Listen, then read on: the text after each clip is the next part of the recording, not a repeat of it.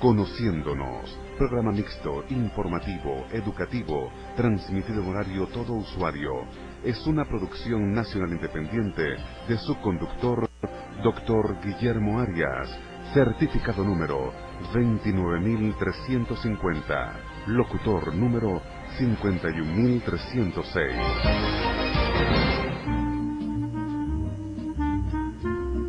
Sintonía 1420 AM presenta Conociéndonos con el Dr. Guillermo Arias.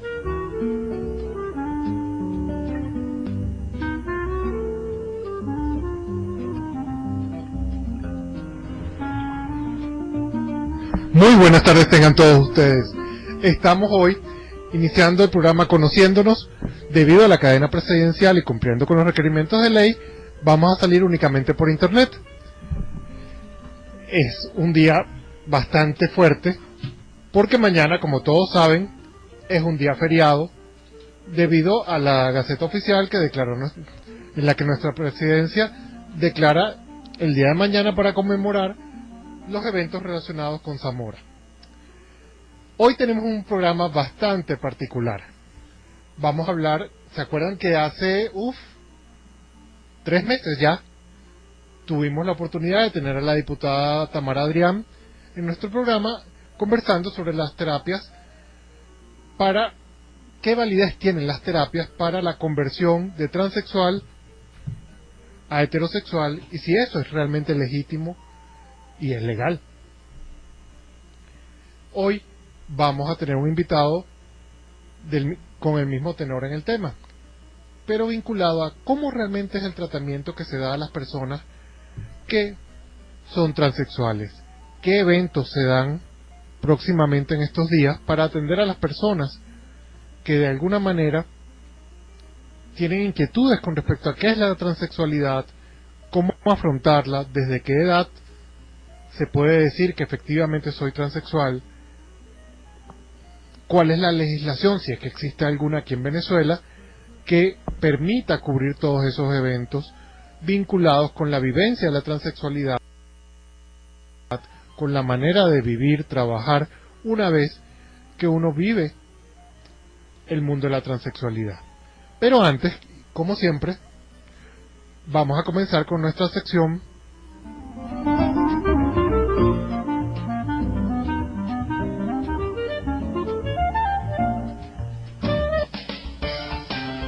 Noticias Conociéndonos.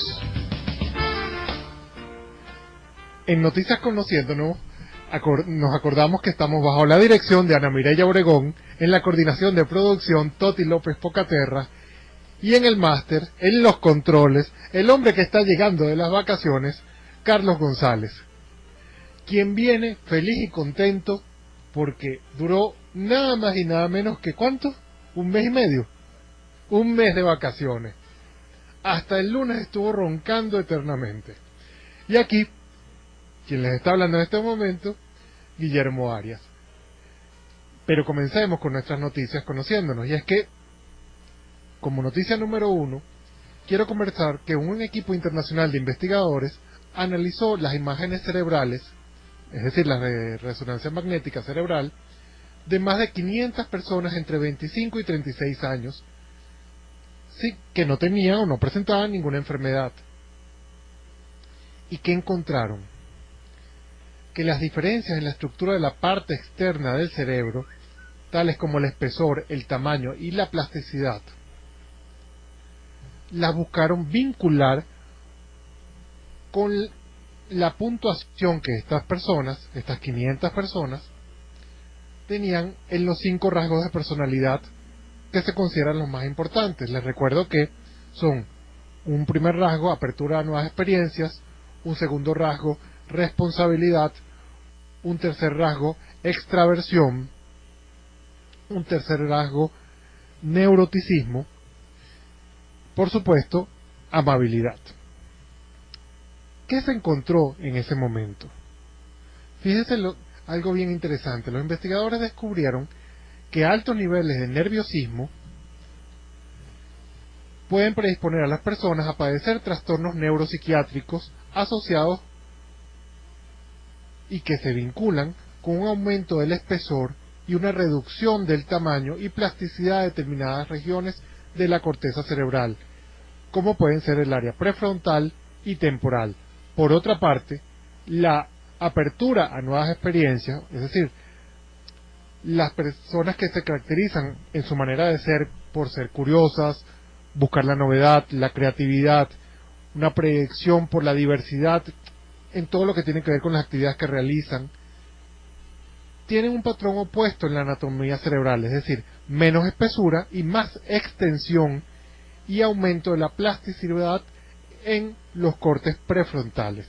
Todo eso aparece publicado ahorita, el 25 de enero del 2000, ahorita hace un año, el 25 de enero del 2016, en la revista de Cognitiva Social y de Neurociencias. Como noticia número 2, esta es una noticia que me llamó muchísimo la atención, y es que la oxitocina es conocida por la mayoría de nosotros como una hormona que interviene en la bioquímica del vínculo entre individuos de una misma especie, por ejemplo, entre madre y el bebé, entre amigos, entre amantes, y desde hace años los científicos sospechan que tiene un lado oscuro, es decir, que hay algo que nos falta descubrir con respecto a la oxitocina. ¿Y qué pasó? Que bueno, una investigación realizada por un equipo de científicos del Max Planck Institute para Antropología Evolucionaria observó durante 2 años a dos grandes grupos de rivales, de chimpancés africanos, compuestos cada uno de 5 machos y 5 hembras, en el Parque Tai de Costa de Marfil. ¿Y qué descubrieron? Pues que tanto las hembras como los machos, la llamada hormona oxitocina, fomenta las relaciones sociales, pero también se dispara en el momento de defender el territorio o en el momento que dichos animales se enfrentan en una pelea. Es decir, la hormona que une también protege frente a las amenazas.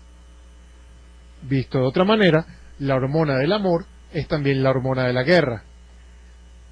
Según estos investigadores, esta investigación o este estudio lo que hace es abrir caminos para la teoría que dice que el efecto socializante de la oxitocina evolucionó a partir de los beneficios de la maternidad, ya que la hormona que fabrica el lazo de confianza entre madre e hijo al mismo tiempo los protege a ambos de potenciales amenazas.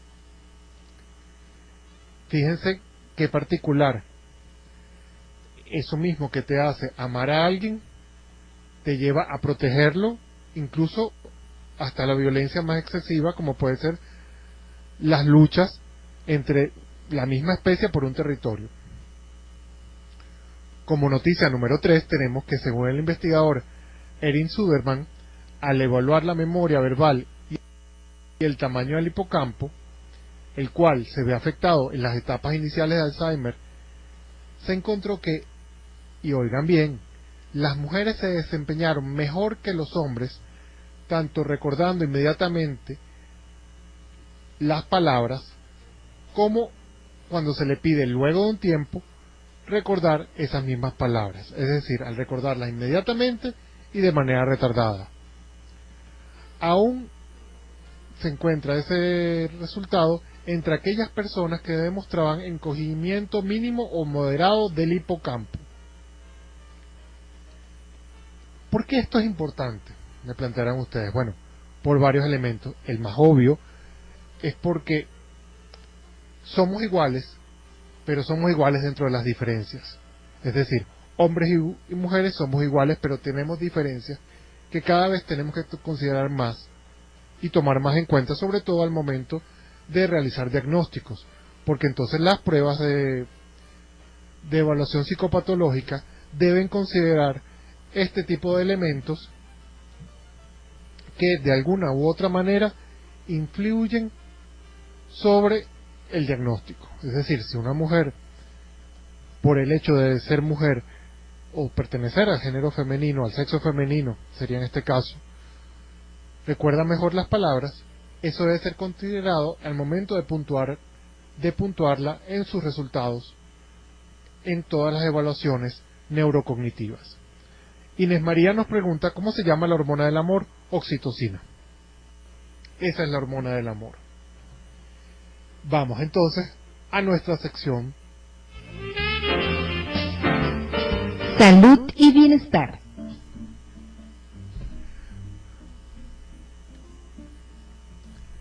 Como les dije, en Salud y Bienestar tenemos hoy un programa bien interesante.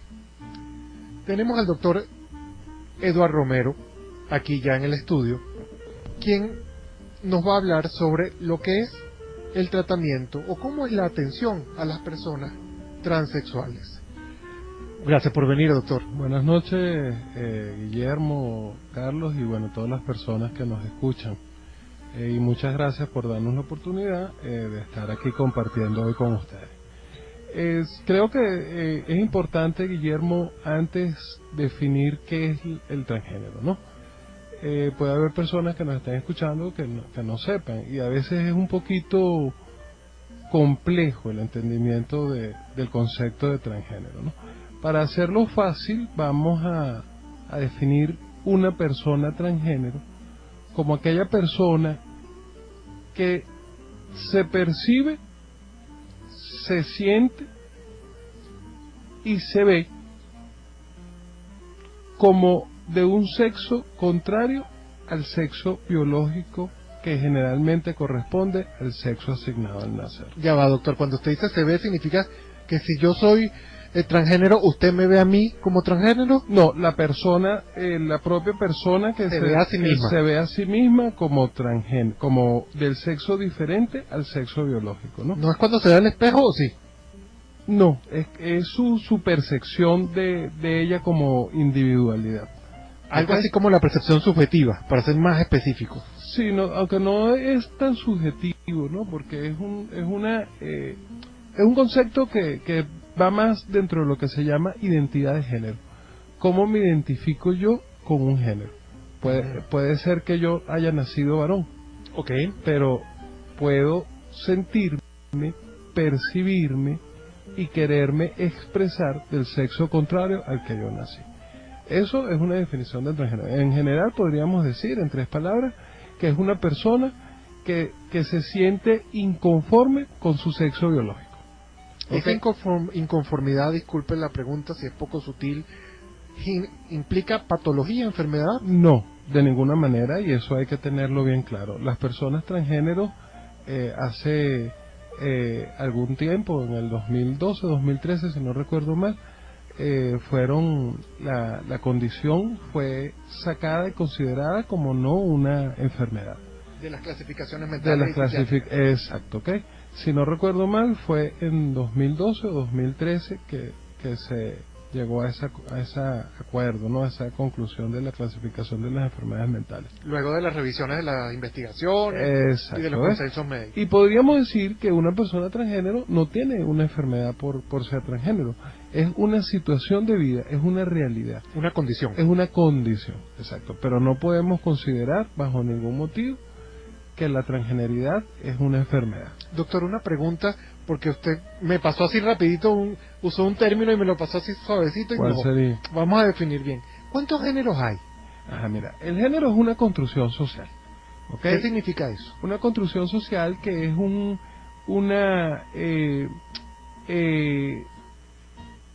resultado de todo un proceso de socialización, de un proceso de culturización, desde que la persona tiene sus primeros contactos a nivel del núcleo familiar en la primera infancia, en la edad de la escolaridad, y es un proceso que se va armando de una serie de eventos sociales que están en torno a una persona, ¿no? De tal forma que tradicionalmente hemos manejado 2 conceptos, lo masculino y lo femenino. Sí. Esa es la expresión más clásica de género, lo masculino y lo femenino. Pero resulta que no se queda hasta allí. La identidad de género admite otras opciones, como es la transgeneridad. Okay. O mal definido por algunas personas como un tercer género. Okay. Ya estamos introduciendo otro concepto, la persona transgénero. Y dentro de la persona transgénero tenemos también otro grupo de términos que nos complicarían mucho más el tema, pero no vamos a enrollar a los que nos escuchan con esto, ¿no? Pero una persona transgénero es un género diferente al masculino y al femenino con la concepción clásica que nosotros hemos entendido. O eres varón o eres hembra. No, existe la persona transgénero. Y doctor, ¿cuándo yo sé que soy transgénero?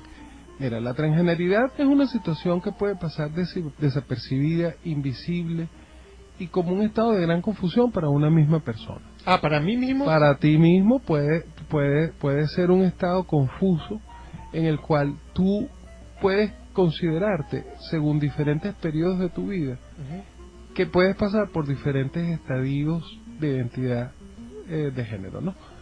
Vamos a hacerlo facilito. Nace un niño o una niña en el momento del parto, el pediatra lo levanta y ve los genitales con los que nace el niño, ¿no? ¿Es niño? Es niño. Exacto, de ahí deriva del primer contacto que hace el médico que atiende el nacimiento. Te etiqueta como varón o hembra. Recordemos que hay estados intersexuales, donde el bebé tiene ambas gónadas. Son los estados intersexuales que no nos vamos a complicar con eso ahorita. Podemos hacer otro programa para eso, pero no nos compliquemos con eso. Un intersexual es diferente a un transgénero. Okay. El intersexual tiene las dos gónadas, femeninas y masculinas. El transgénero solo tiene una y se siente, que se considera y puede actuar del sexo contrario al sexo biológico, ¿no? Porque no estoy de acuerdo con las que tengo y no siento que sea la que me corresponde. Entonces, volviendo a la pregunta que tú me hiciste, tú te puedes identificar en la adolescencia, pensar que tú eres homosexual o lesbiana. Lo que uno llama en la calle gay. Exacto. El término de homosexualidad debería ser amplio tanto para la homosexualidad masculina y femenina, pero también por construcción social lo hemos etiquetado en gay o lesbiana. Okay. Pero ambos son quedan englobados dentro del término de la homosexualidad, ¿no? Entonces puede ser que yo en mi adolescencia me haya percibido como que soy homosexual.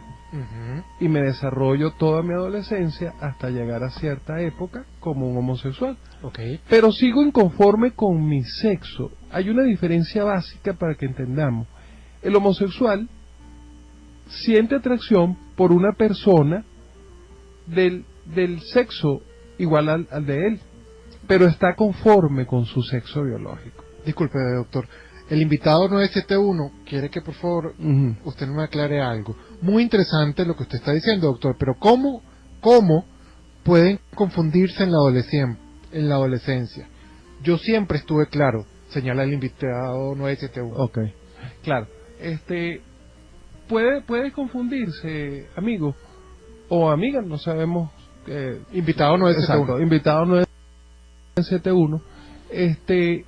Porque la desinformación, la inexistencia de plataformas educativas desde temprana edad, la imposibilidad o la ineficacia de núcleos familiares que desconocen totalmente la existencia de los niños transgéneros, puede ser que una persona transgénero haya desarrollado buena parte de su vida como una lesbiana o un homosexual. Pero en cierto momento evolutivo en el que persiste su inconformidad con su sexo biológico y habiendo entrado en posesión de la información y de la existencia de transgeneridad o de haber conocido personas transgénero, surge la alarma de, un momento, resulta que yo no estoy conforme, yo no soy homosexual o no soy lesbiana. Mira, resulta que yo me comparo más y me veo más hacia el lado transgénero. Por eso es que te digo que una misma persona en la escala y en la línea evolutiva de la sexualidad humana puede pasar por diferentes alternativas, ¿no? Y por lo menos nosotros en la unidad de atención transgénero de UCIE tenemos usuarios que se dieron cuenta de su transgeneridad ya Vamos grande. a definir, doctor. Cuando usted dice usuario, ¿es personas que nacieron mujeres, que son hombres?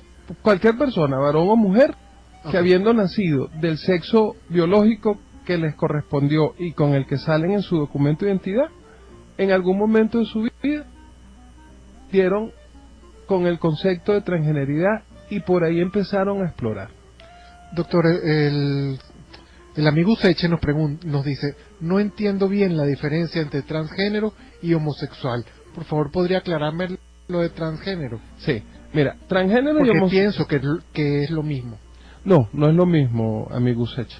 Fíjate, transgénero es un término de identidad y homosexual es un término de orientación de género.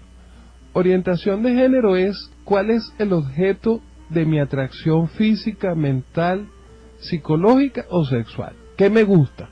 ¿Me gustan las mujeres? ¿Me gustan los hombres? ¿O me gustan ambos? ¿O no me gusta ningún sexo? Homosexual se refiere a orientación sexual, pero no es lo mismo que transgénero. Un transgénero, y voy a poner ejemplos de transgéneros que estoy casi seguro, no les puedo pedir permiso para tocar su tema, pero estoy seguro que son de conocimiento público. Por lo menos Bruce Jenner, un ex atleta olímpico norteamericano, nació varón, atleta olímpico de los Estados Unidos, actualmente tiene 60 y tantos años, y el año pasado reconoció públicamente que él es una persona transgénero. Actualmente lo tenemos convertido mediante los protocolos de tratamiento hormonales y quirúrgicos en una mujer, y actualmente ya no se llama Bruce Jenner, se llama Caitlyn Jenner. De varón pasó a mujer. Eso es un transgénero, ¿ok? Entonces, fíjense, Bruce Jenner... Es decir, el transgénero, todo transgénero de alguna manera pasa por algún tipo de transformación de su cuerpo. No, tampoco. Los transgéneros pueden únicamente vivir el rol social, la expresión social, me visto como del sexo que yo quiero ser, me comporto del sexo con el que me identifico, pero no necesariamente tengo que pasar por un protocolo de reasignación, ya sea hormonal o quirúrgico. ¿Ok? Y allí voy a introducir una definición, que es que existen los protocolos de tratamiento. Y yo no diría protocolos de tratamiento, porque recuérdense que dije que esto no es una enfermedad, esto es una condición. Son protocolos de acompañamiento. Los protocolos de acompañamiento que existen son los protocolos de la Asociación Mundial de Profesionales en Salud Transgénero. Ya vamos por la 7ª, 8ª actualización, son mundialmente aceptados por la Organización Mundial de la Salud y comprende todo el conjunto de lineamientos, protocolos, herramientas para poder hacer acompañamiento a una persona que esté en esta situación, ¿ok? Como el tiempo es poco y los conceptos son muchos, es muy complicado, de verdad, esto es un tema muy complejo. En el tiempo que tenemos yo voy a tratar de emitir conceptos muy básicos y quizá voy a poner ejemplos para que puedan entenderlo, ¿no? En la pregunta que tú me hiciste y que dijo Useche, si un transgénero es homosexual, no. Este Bruce Jenner, que ahora se llama Caitlyn Jenner, que pasó por procesos de reasignación hormonal y quirúrgico y ahora es una mujer. Si a él le gustaran los varones, es una mujer ahorita que le gustan los varones. ¿Qué define eso? Una relación heterosexual. Entonces, Bruce Jenner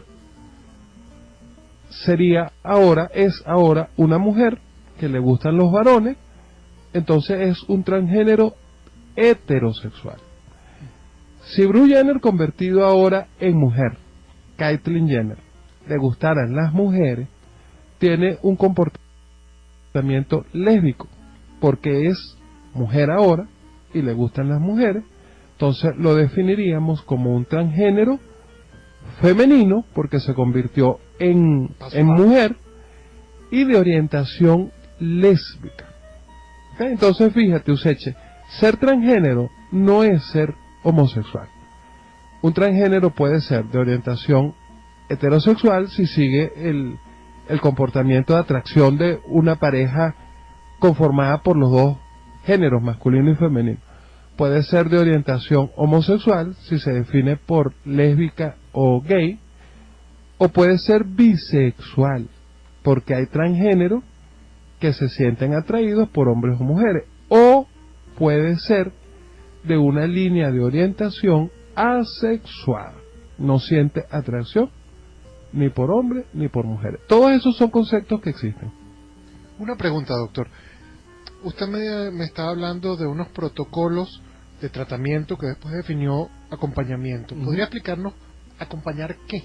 Sí, mira, esto es una condición que ha sido invisible por mucho tiempo, y más cuando se trata de un transgénero masculino. Un transgénero masculino es una mujer que está en proceso de transición a varón. ¿Por qué es más invisible el transgénero masculino? Porque puede pasar desapercibido vistiéndose como varón, y si tiene acceso a tratamiento hormonal es indistinguible viéndolo a visión simple, sencilla, de un varón. Tú puedes tener un transgénero masculino que era mujer, con barba, con comportamiento muy masculino, y no lo vas a saber nunca si es mujer o hombre. Fíjate que cuando yo doy una charla, yo empiezo la charla diciendo: ustedes no pueden saber si yo soy transgénero masculino, si soy transgénero masculino, porque soy indistinguible casi físicamente, en forma de exterior, de un hombre. ¿Okay? Y dejo ahí la duda. Es el ejemplo que les quiero poner. En cambio, un transgénero femenino, que es un varón para mujer, a veces no es tan invisible porque las facciones masculinas son más difíciles de disimular que las contrarias, ¿no? Entonces, es otra realidad, ¿ok? Pero, en general, la transgeneridad es invisible, invisibilizada. Y no solo invisibilizada, sino que es estigmatizada, hay prejuicios, hay discriminación, y también esto hace que los transgéneros quieran pasar desapercibidos. Y todo un complejo social de exclusión que es un sufrimiento. Verdaderamente ser transgénero es un sufrimiento. Ser transgénero no es una elección, se nace transgénero, ¿ok? Aunque hay teorías que cuestionan que hay un componente social, y no lo negamos, hay un componente social y de aprendizaje muy importante, cultural, pero desde las primeras semanas de desarrollo embrionario, desde la sexta o la séptima semana, en los núcleos de desarrollo cerebral, se sientan las bases de la identidad de género. Y el componente biológico de la identidad sexual es innegable. Por eso es que yo siempre digo, la transgeneridad o la homosexualidad o el lesbianismo o la bisexualidad no se eligen, se nace con esa identidad. Reinaldo nos pregunta, si un homosexual, si una persona homosexual se opera, se pone hormonas y se viste de mujer, o sea, un hombre homosexual se opera, se pone hormonas y se viste de mujer, y le gusta el otro sexo, entonces se convierte en transgénero. Sí, es un transgénero femenino y de orientación lésbica, porque estoy entendiendo, Arnaldo, que le gustan las mujeres. Reinaldo, perdón. Estoy entendiendo que le gustan las mujeres y que era varón, se transformó en mujer y le gustan las mujeres. Entonces ustedes dirán, bueno, pero si era varón y le gustaban las mujeres, ¿para qué se convierte en mujer? Porque es cuestión de identidad, es cómo me veo, cómo me siento. Y la transgeneridad se expresa desde la primera infancia, desde los 3 años. Yo puedo decir que, o está bien decir, que el ser homosexual implica el querer vivir con alguien del mismo sexo, construir una vida sentimental, erótica, de pareja, pero eso no incide obligatoriamente sobre la identidad que tiene la persona con respecto a cómo vivencia su feminidad o masculinidad. Exacto, eso es así. La homosexualidad no va de la mano con la identidad. No va o sea, tú puedes tener una persona homosexual que le encanta ser hombre. Exacto. Tú puedes tener homosexuales muy contentos con su expresión de género, y se consideran varones, pero su motivo de atracción sexual es otro varón. Entonces lo definimos por orientación como un homosexual. Okay. Pero él está contento, conforme, satisfecho y realizado con ser un varón. Una pregunta para todas aquellas personas que más o menos no están tan vinculadas con ese acompañamiento. ¿Qué incluye el acompañamiento que se le da? El acompañamiento incluye, Guillermo, en primera instancia, proporcionar herramientas a la persona para que explore si realmente se trata o no, si realmente es o no una persona transgénero, un transgénero verdadero. Obviamente, la primera línea de acción es a nivel del terreno de salud mental, del terreno de psiquiatría, del terreno de psicología. Es un equipo multidisciplinar. ¿Okay? Entonces, una vez que se llega a la certeza de que la persona es un transgénero verdadero, empieza todo un proceso de acompañamiento según los protocolos, en el cual la persona va a adquirir las herramientas para aceptarse, para tener la fortaleza de poder vivir en una sociedad transfóbica y aprender a vivir de esta forma, y dar las herramientas al entorno para la aceptación y el respeto de la identidad de género de la persona. Está muy interesante esto, señores, pero vamos un momentico a identificar la emisora y a unos mensajes comerciales y regresamos con el doctor Eduardo Romero. Vamos a identificar. Estamos de vuelta con más de Conociéndonos con el doctor Guillermo Arias. 6:36 de la tarde. Seguimos solamente por internet, cumpliendo la legislación debido a la cadena presidencial.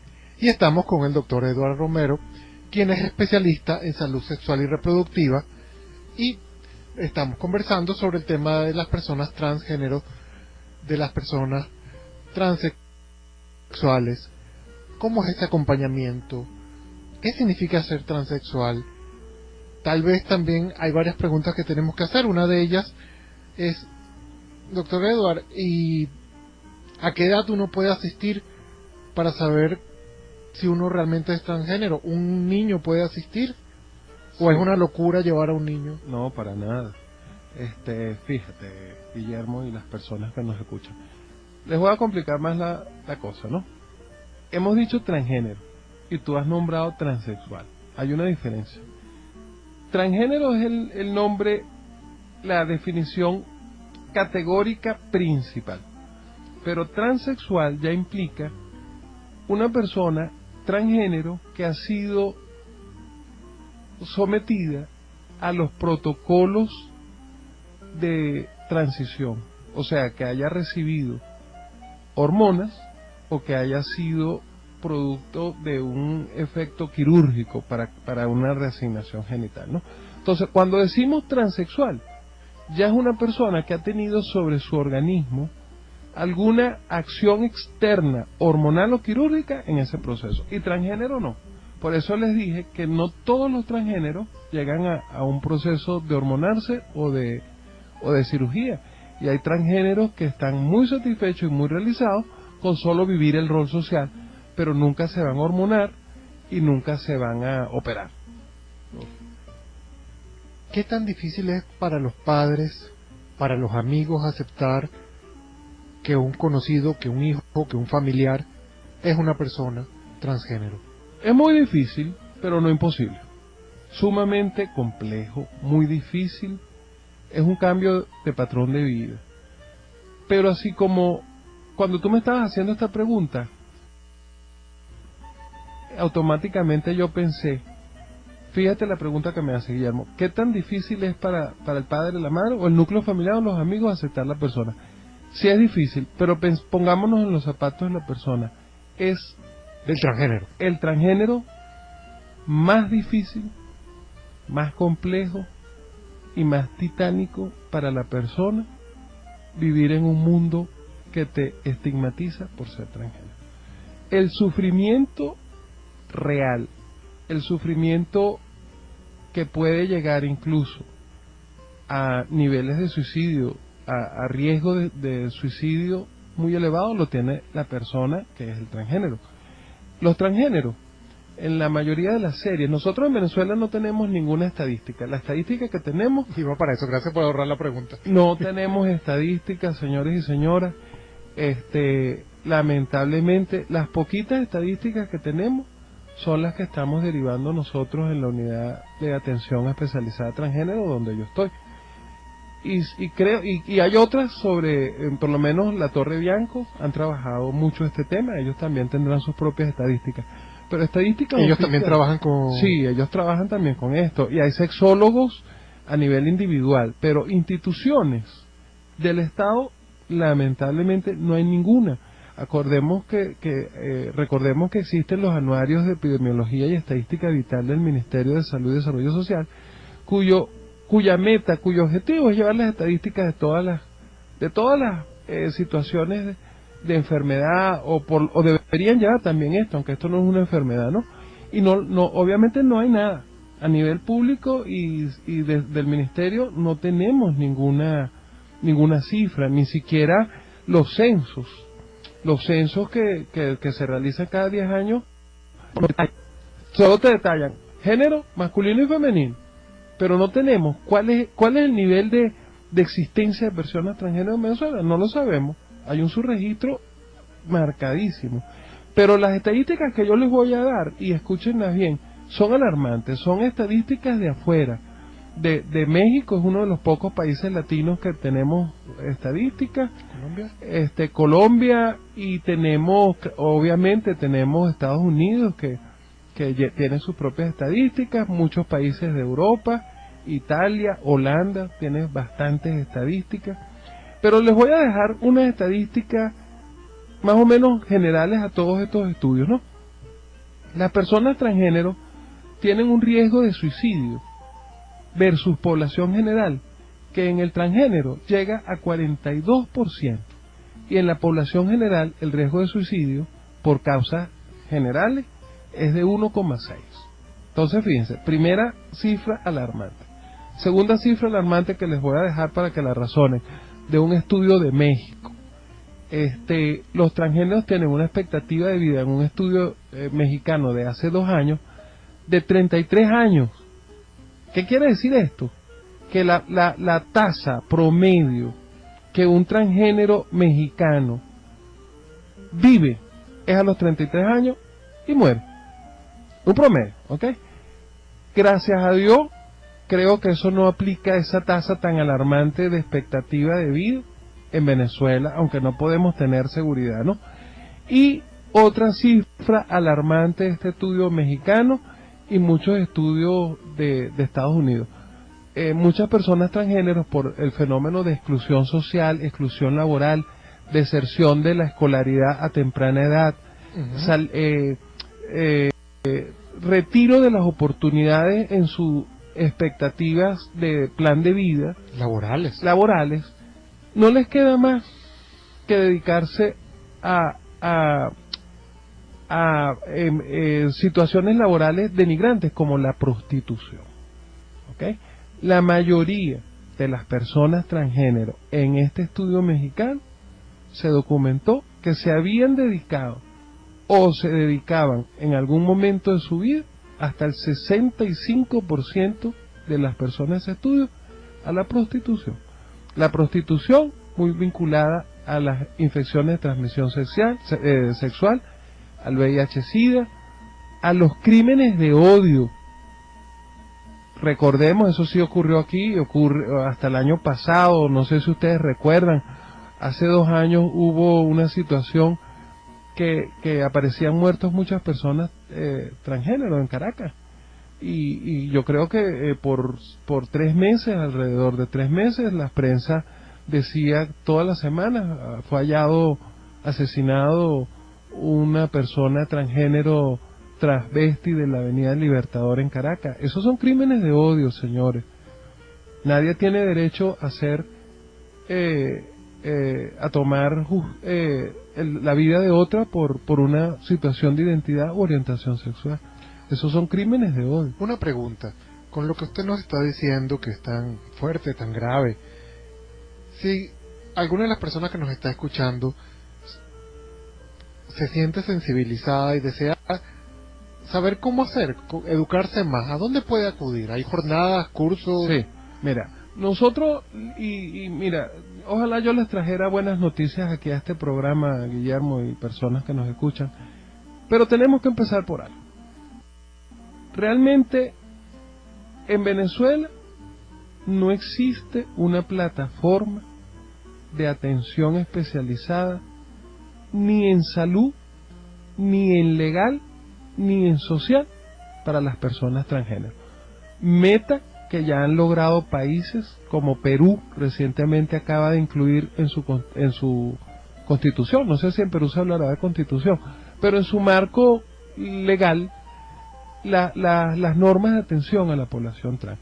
España acaba de incluir por las comunidades españolas, últimamente la comunidad vasca, acaba de incluir normas de atención, inclusive en Bolivia acaba de abrir un instituto educativo, un colegio liceo para niños transgéneros. Fíjense esos logros tan buenos, tan positivos. Venezuela no, lamentablemente, pero para allá debemos ir. Pero no hay...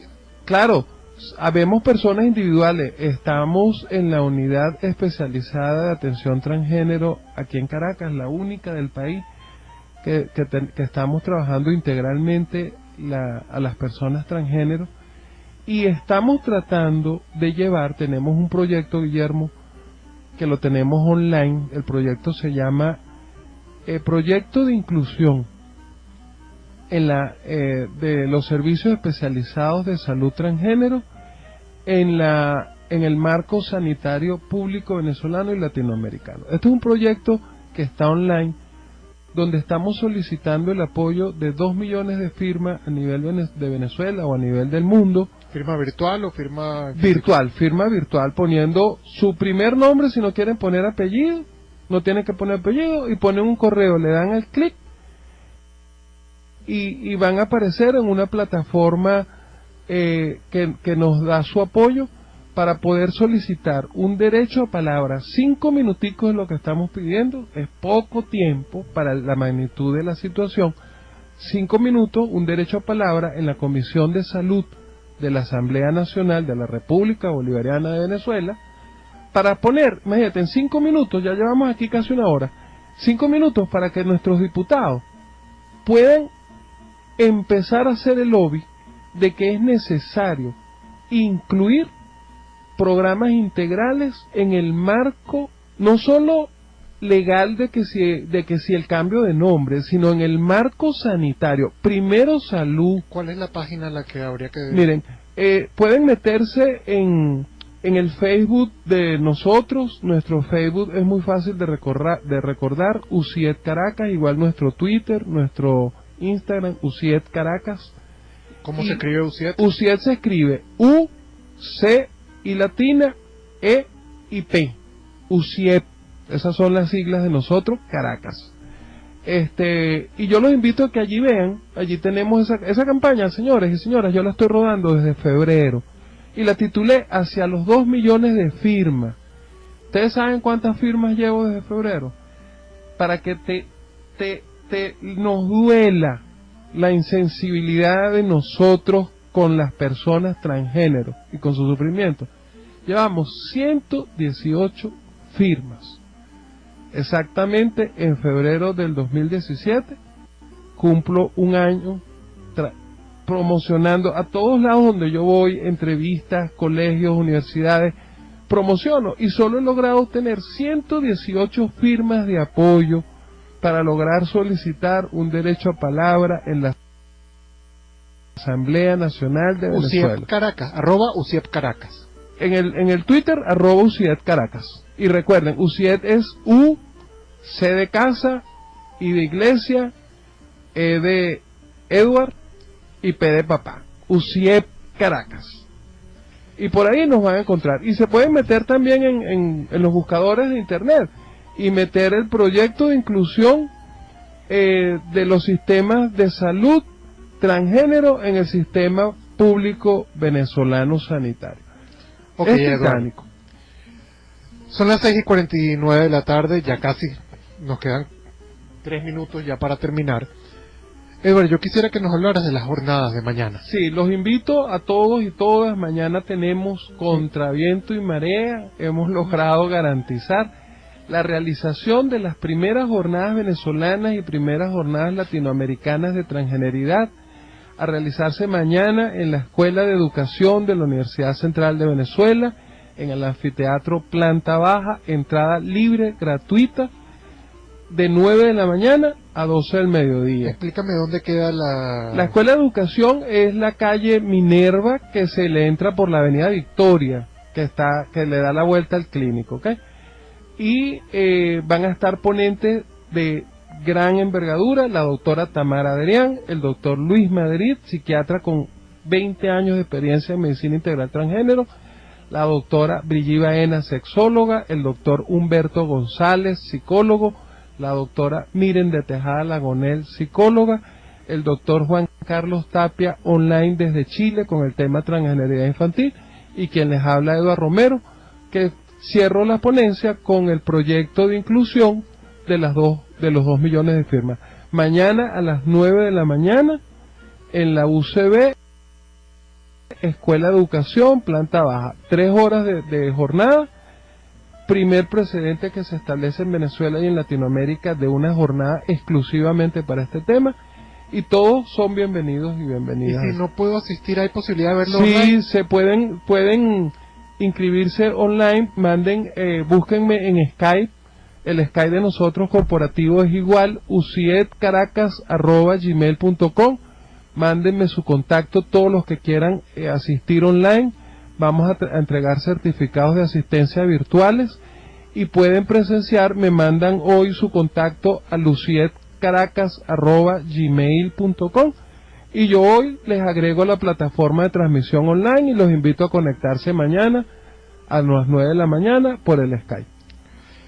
Sí, doctor Eduardo, digamos que yo, sea porque familiares, amigos, sea porque yo mismo dudo si soy transexual y quiero tener una consulta con algún especialista, ¿cómo puedo hacer? Pueden escribirnos al correo que les dije o pueden llamar directamente a nuestro teléfono. Nosotros estamos a la orden. Nosotros estamos ¿El aquí en teléfono Caracas, 550-0133 o el 550-1336. Allí tenemos la unidad especializada integral de servicios transgénero de UCIEP. Estamos a la orden. Y para despedirme, mire, pongámonos en los zapatos de las personas transgénero. Tienen un gran sufrimiento y son iguales que nosotros. No es una enfermedad la transgeneridad, es una situación de vida, y son sujetos de derecho con los mismos derechos de cualquiera de todos nosotros. Bueno, amigos, esas fueron las palabras del doctor Eduardo Romero. Efectivamente, me uno a su solicitud de visiten la página UCIEP Caracas, @UCIEP Caracas por Twitter o por Facebook, y de alguna manera chequeen la solicitud de un derecho de palabra en la Asamblea Nacional. ¿Por qué no? Son ciudadanos que hacen vida en Venezuela, son personas que tienen derechos, son usuarios legítimos de todos los servicios que le puede brindar este país. Les recuerdo, este programa viene gracias a la dirección de Ana Mireya López Obregón, la coordinación de Toti López Pocaterra, y en los controles, el hombre que llegó de sus vacaciones, Carlos González. Señores, Guillermo Arias, quien les habla, se despide de ustedes. Muchas gracias por la atención, muchas gracias por sus intervenciones. Cualquier sugerencia, les recuerdo, @Dr. Guille Arias o dr de Dr. Guille Arias @gmail.com. Nos vemos el martes que viene a las 6 de la tarde. Muchas gracias por su atención. Hasta luego.